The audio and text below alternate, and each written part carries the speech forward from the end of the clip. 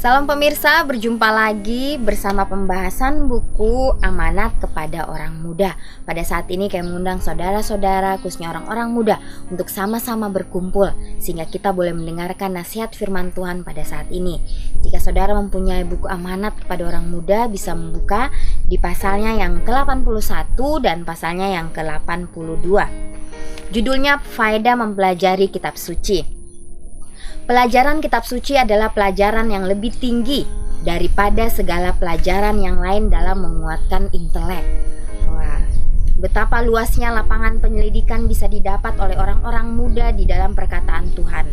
Pikiran dapat menyelidiki lebih dalam dan makin dalam lagi. Mengumpulkan tenaga dalam usaha memahami kebenaran, tetapi walaupun begitu, masih banyak perkara yang tak berkesudahan untuk diperiksa. Orang yang mengaku cinta kepada Tuhan serta memuliakan hal-hal yang suci, tetapi membiarkan pikirannya memikir-mikirkan perkara-perkara yang dangkal dan yang tidak benar, berarti mereka menempatkan dirinya di atas daerah jajahan setan serta mengerjakan pekerjaannya. Jikalau orang-orang muda mau mempelajari segala pekerjaan Tuhan yang mulia yang terdapat dalam alam, serta kebesaran dan kuasanya sebagaimana dinyatakan dalam sabdanya, maka dari tiap-tiap pemeriksaannya yang demikian, mereka akan keluar dengan pikirannya disegarkan dan ditinggikan. Mereka akan mendapat kekuatan yang tiada berbau kesombongan. Dengan memperhatikan segala keajaiban kuasa Tuhan, pikiran akan mempelajari pelajaran yang paling susah, tetapi paling berguna di atas segala pelajaran. Bahwa hikmat manusia kecuali dihubungkan dengan yang tak berkesudahan itu dan disucikan oleh kemurahan Kristus, yaitu kebodohan besar adanya. Ya, jadi sini faedah, ya, manfaat mempelajari kitab suci. Bahwa kitab suci itu adalah pelajaran yang sangat penting, ya, yang lebih tinggi dari pelajaran apapun di dunia ini, ya, dan itu akan menambahkan intelek kita bila mana kita mempelajari akan nasihat firman Tuhan, ya, karena carilah dahulu kerajaan Tuhan dan kebenarannya, maka semuanya akan ditambahkan kepadamu. Pekerjaan Kristus sebagai pengantara. Pekerjaan anak Tuhan yang kekasih dalam usaha menghubungkan perkara yang dijadikan dengan yang tidak dijadikan, perkara yang fana dengan yang baka, di dalam tubuhnya yang ilahi itu adalah satu soal yang berguna sekali, dipelajari oleh pikiran kita seumur hidup. Pekerjaan Kristus ini yaitu untuk menetapkan makhluk-makhluk di atas dunia yang lain di dalam keadaannya yang tidak bersalah dan kesetiaannya, serta menyelamatkan orang-orang yang sudah hilang dan binasa di atas dunia ini. Dibukanya satu jalan bagi orang yang durhaka supaya berbalik kembali serta setia kepada Tuhan. Sementara berbuat demikian, dia membangunkan satu benteng perlindungan di sekeliling orang-orang yang sudah suci, supaya mereka itu jangan cemar lagi. Sementara kita bersuka hati karena ada juga dunia-dunia yang belum pernah jatuh, dunia-dunia itu memuji serta menghormati dan memuliakan Yesus Kristus karena maksud tebusannya, untuk menyelamatkan anak-anak Adam yang sudah jatuh, serta menempatkan mereka sendiri dalam kedudukan dan tabiatnya yang suci. Tangan yang sudah mengangkat bangsa manusia dari dalam tempat kebinasaan yang didatangkan oleh setan atas bangsa manusia dan pencobaan-pencobaannya, itulah juga tangan yang sudah memeliharakan penduduk dunia yang lain-lain dari dosa. Tiap-tiap dunia di seluruh alam ini mendapat bagian daripada pemeliharaan dan rawatan Bapa dan Anak itu. Maka pemeliharaan ini juga selalu dilakukan bagi manusia yang sudah jatuh dalam dosa. Kristus berdiri sebagai pengantara demi kepentingan manusia, dan martabat dunia-dunia yang tidak kelihatan itu juga dipelihara oleh pekerjaan pengantaranya.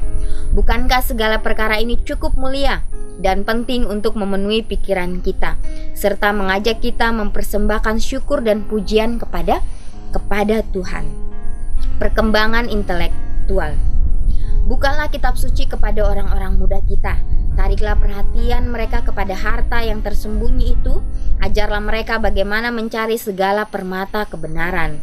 Maka mereka itu akan mendapat satu kekuatan pikiran yang tidak bisa diberikan oleh pelajaran segala sesuatu yang terkandung dalam ilmu filsafat.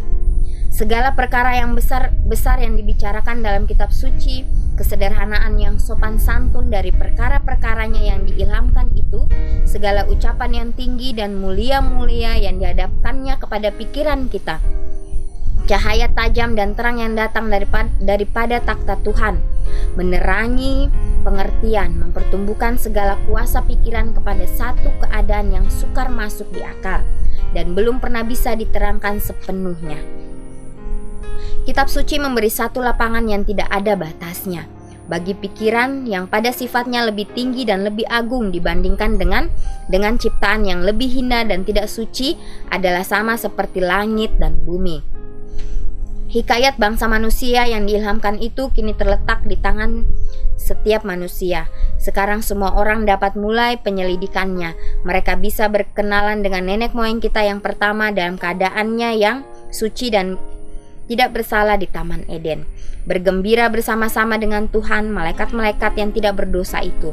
Mereka bisa memeriksa bagaimana masuknya dosa ke dalam dunia dan akibatnya terhadap manusia. Lalu meneruskan pemeriksaan itu selangkah demi selangkah sepanjang perjalanan hikayat yang suci itu. Lukisan pendurhakaan dan perlawanan manusia serta hukuman yang setimpal terhadap dosa. Pembacaan kitab suci bisa berbicara dengan segala nenek moyang dan nabi-nabi. Ia bisa menyaksikan pemandangan-pemandangan sangat menguatkan iman.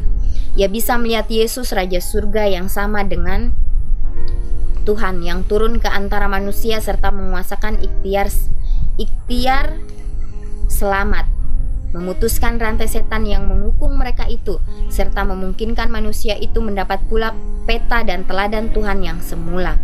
Kristus yang sudah menjelma sebagai manusia dan sudah memakai derajat manusia selama 30 tahun lamanya, kemudian menyerahkan nyawanya menjadi satu persembahan karena dosa, agar dengan demikian manusia tidak akan binasa, adalah satu hal yang patut dipikirkan dan patut dipelajari dengan sekuat tenaga. Biarlah pikiran kita menggenggam kebenaran-kebenaran wahyu yang ajaib itu, tidak membuang-buang tenaga untuk soal-soal yang dangkal. Ia akan berbalik karena jemu membaca buku-buku serta kepelisiran yang tak berguna yang telah mencemarkan orang-orang muda zaman sekarang. Barang siapa yang sudah mengenal penyair-penyair dan cerdik cendekiawan dalam kitab suci, yaitu orang-orang yang jiwanya digerakkan perbuatan yang mulia dan kepahlawanan orang-orang percaya, akan muncul dengan pikiran dan hati yang lebih kaya dibandingkan dengan mereka yang sudah mempelajari tentang pengarang-pengarang dunia yang termasyur, atau memperhatikan dan mempermuliakan segala tindakan yang besar, yakni segala raja-raja Fir'aun dan segala Herodes serta kaisar-kaisar dunia. Ya, jadi sangat penting sekali mempelajari nasihat firman Tuhan. Ya, di situ kita akan mendapatkan mutiara-mutiara yang indah. Kita akan mendapatkan pelajaran-pelajaran yang indah di dalam kehidupan kita. Itu akan menolong kita untuk membentuk karakter kita sesuai dengan karakter Yesus. Dan juga jangan lupa kita terlebih dahulu berdoa, meminta akan tuntunan Roh Kudus, sehingga itu dapat memberikan kita pengertian-pengertian yang sangat luar biasa di dalam kehidupan kita. Tuhan tidak lagi ditakuti, dicintai dan dihormati oleh anak-anak manusia. Agama tidak dihidupkan sesuai dengan pengakuan mereka. Tuhan hanya bisa berbuat sedikit bagi manusia oleh sebab manusia itu terlalu cepat menjadi sombong dan lekas berpikir bahwa ia sudah menganggap dirinya besar. Tuhan ingin supaya kita memperdalam kesanggupan kita serta menggunakan setiap kesempatan untuk mengembangkan pertumbuhan dan menguatkan pengertian pikiran kita. Jadi kesanggupan orang-orang muda pada umumnya terpendam begitu saja, karena mereka tidak takut akan Tuhan, ya. Awal segala kebijaksanaan itu. Jadi Tuhan adalah awal segala kebijaksanaan. Ya, Tuhan mengaruniakan kepada Daniel hikmat dan pengetahuan. Oleh karena dia tidak mau dipengaruhi oleh apapun yang mau menghalangi asas-asas agamanya, ya. Jadi Daniel adalah seorang pemuda yang sangat luar biasa, yang selalu mendekatkan dirinya kepada Tuhan, yang selalu merenungkan akan nasihat firman Tuhan, yang selalu datang kepada Tuhan dengan segala doa-doanya.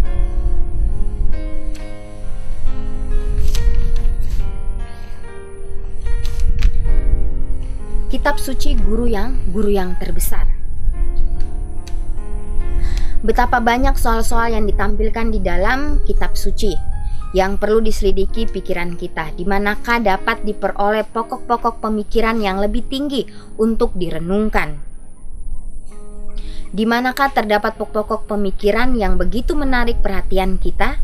Dalam apakah kita dibandingkan segala penyelidikan ilmu manusia, baik dalam ketinggian dan keajaiban, dengan ilmu yang dari dalam kitab suci?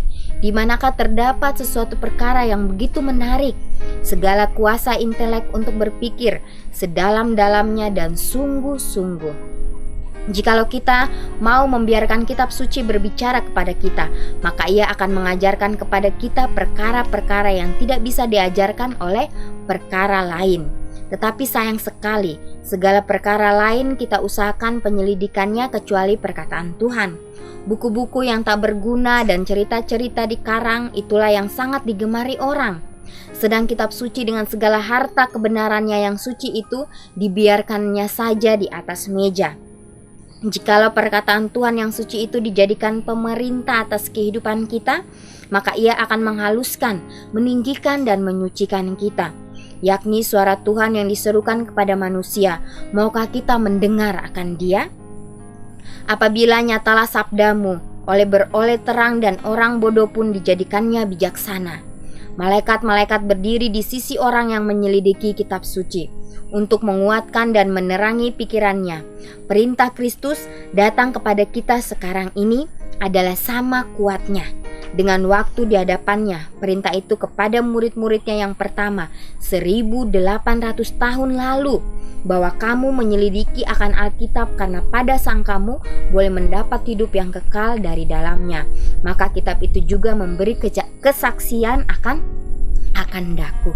Ya, jadi sangat penting sekali ya kitab suci itu sebagai guru yang terbesar di dalam kehidupan kita. Ya, dikatakan di sini, janganlah kita membuang waktu kita untuk membaca cerita-cerita yang dikarang, ya, dan kita mengesampingkan akan kitab suci, ya. Jadi banyak sekali dongeng-dongeng pada saat ini, banyak sekali cerita-cerita yang mengelabui akan pemikiran kita. Biarlah kita boleh membuang semuanya itu, ya. Oleh karena yang sangat penting adalah nasihat firman Tuhan, ya. Bukan saya yang mengatakan, tapi inilah, ya, melalui nasihat firman Tuhan, Dia mengamarkan kita untuk lebih, ya, mendekatkan diri kepadanya. Jangan sampai kita mempunyai berhala-berhala di dalam diri kita, ya. Biarlah kita meminta Tuhan untuk membuang segala berhala-berhala kita, sehingga kita datang kepada Tuhan memohon ampun, dan kita boleh kembali menggali akan nasihat firman Tuhan. Selidikilah Alkitab bagimu sendiri. Orang-orang muda hendaknya menyelidiki Alkitab bagi dirinya sendiri. Janganlah mereka menganggap bahwa sudah cukuplah orang-orang yang sudah tua di dalam pengalaman mencari kebenaran. Orang-orang yang lebih muda bisa menerima kebenaran itu dari mereka sebagai ahlinya. Sebagai satu bangsa, orang Yahudi sudah binasa karena mereka sudah disesatkan oleh penghulu-penghulu, imam-imam dan tua-tua mereka dari kebenaran kitab suci. Jikalau mereka memperhatikan pengajaran Yesus serta menyelidiki kitab suci bagi dirinya sendiri, maka mereka tentu tidak binasa. Adalah mustahil bagi suatu pikiran untuk memahami segala kekayaan dan kebesaran dari satu perjanjian Tuhan saja. Yang satu melihat kemuliaannya dari satu sudut, yang lain melihat keindahan dan karunia-Nya. Melihat segala kemuliaan itu, maka roh kita akan binasa.